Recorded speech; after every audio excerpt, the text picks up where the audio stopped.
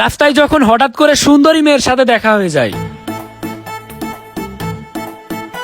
এই ভাইয়া দাঁড়ান দাঁড়ান দাঁড়ান। কি হয়েছে আপু, কি হয়েছে, দাঁড় করালেন কেন? ভাইয়া আমি না একটু কুমিল্লাতে যাব, আমাকে একটু নিয়ে যান না। এই মেয়ে, এই আপনি নামেন। আরে আপা সমস্যা কি আপনার? আমার বন্ধুরে নামাই দিলেন কেন? আমার বন্ধু নামে যাবে কেন? ও আচ্ছা, আপনার বন্ধু নামলে সমস্যা, তাহলে আপনি নেমে যান। পাগল হয়েছেন নাকি? আমি নেমে যাব কেন? গাড়ি আমার, সবকিছু আমার। আমার গাড়ি থেকে আমারই নামাই দিচ্ছেন। ওই মিয়া আপনি কে? আসলে ভাইয়া আমি না একটু কুমিল্লাতে যাব, কিন্তু রাস্তায় কোনো গাড়িই পাইতেছি না। আর আপনি তো দেখতে অনেক হ্যান্ডসাম, সেজন্য আমি আপনাকেই বললাম। না না আপা, আমি কোনো লিফট দিতে পারবো না। এই বন্ধু ওঠ, চল। প্লিজ ভাইয়া আমাকে নিয়ে চলেন না, আমার বয়ফ্রেন্ড কুমিল্লাতে আমার জন্য ওয়েট করতেছে। বয়ফ্রেন্ড ওয়েট করতেছে? আপনার বয়ফ্রেন্ড ওয়েট করতেছে, তাতে আমাদের কি? এটা কি গাড়ি জানেন? R15। এইটাই উঠার মতো যোগ্যতা আপনার আছে? আপনার মতো মেয়েরা আমার গাড়িতে আমি তুলবো না। আপনার ভাব আপনি অন্য জায়গায় গিয়ে মারেন, আমাদের কাছে ভাব মেরে কোনো লাভ নেই। আমরা আপনার মিষ্টি মিষ্টি কথাই গলবো না। এই বন্ধু ওঠ ওঠ। এই মেয়ে, আপনার R15 গাড়ি আছে দেখে কি ভাব নিতেছেন? এই আপনি কি জানেন আমার বয়ফ্রেন্ড কত বড় লোক? এই যে আইফোন দেখতেছেন, এই আইফোন 15 Pro Max আমার বয়ফ্রেন্ড আমাকে গিফট করছে। আর ঢাকা শহরে আমার বয়ফ্রেন্ডের 10 তলা বিল্ডিং 5টা আছে, আর বাসার ভিতরে 5টা প্রাইভেট কার পড়ে আছে। আপনি R15 নিয়ে আমার সাথে ভাব দেখাইতেছেন?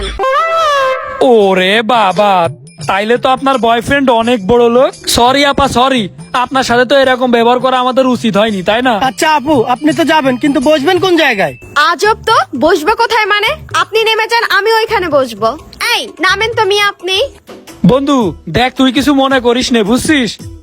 আপুর বয়ফ্রেন্ড অনেক বড় লোক, তো দেখা গেল আপুর সাথে যদি খারাপ ব্যবহার করি তাইলে আবার আমাদের জেলে ভরে দিচ্ছে। তুই কিছু মনে করিস নে, আমি আপুর বয়ফ্রেন্ডের কাছে একটু দিয়ে আসি। দেখা গেল আমাদের একটু টিপস দিচ্ছে, কিছু টাকা দিলে একটু খাইতে পারবানে। আচ্ছা ভাইয়া, আপনার কি কোনো প্রাইভেট কার আছে?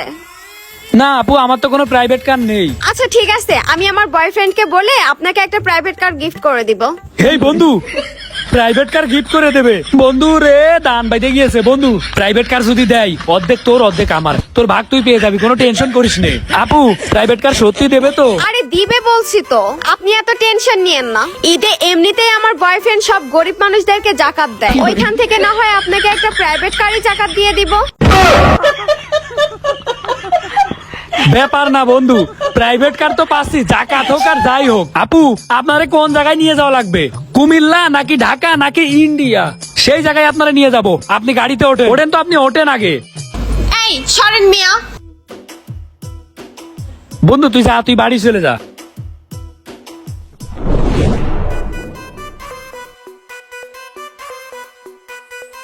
এই দাঁড়ান দাঁড়ান। কি হলো এটা? এইখানে দাঁড়াইতে বললো কেন? এইখানে আবার কি, বুঝলাম না তো। ওমা, এই আপু তো দেখি আবার ওদের কাছে চলে যাচ্ছে। কাহিনী কি, কিছুই তো বুঝতেছি না। এই আপু শুনেন তো, এইখানে বয়ফ্রেন্ড কোনটা আপনার? কেন ভাইয়া, এটাই তো আমার বয়ফ্রেন্ড।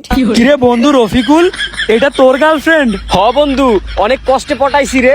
ও আচ্ছা আপু, আপনার এই বয়ফ্রেন্ডের তাইলে ঢাকা শহরে 10 তলা বাড়ি আছে, 5টা প্রাইভেট কার আছে, আপনারে আইফোন 15 Pro Max গিফট করেছে। কিরে রফিকুল, তোর রিক্সাটা কি এখনো আছে? হ বন্ধু, এই তো একটু আগে ভাড়া মাইরে আসলাম, 300 টাকা ভাড়া মারছি।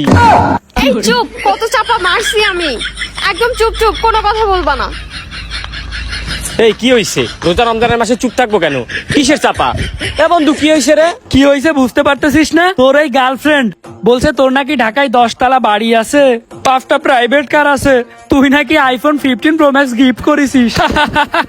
ডব মারার আর জায়গা পান না আপু, তাই না? এখন তো ধরা খেয়ে গেলেন, এখন কি করবেন স্যাফরা আপু? শালার রিক্সা চালক, তোর জন্য আজকে আমার মান সম্মান শেষ। আমি কত চাপা মেরে ওদেরকে বলে আসছি, হরামজাদা তোর সাথে ব্রেকআপ, যা ভাগ শালা।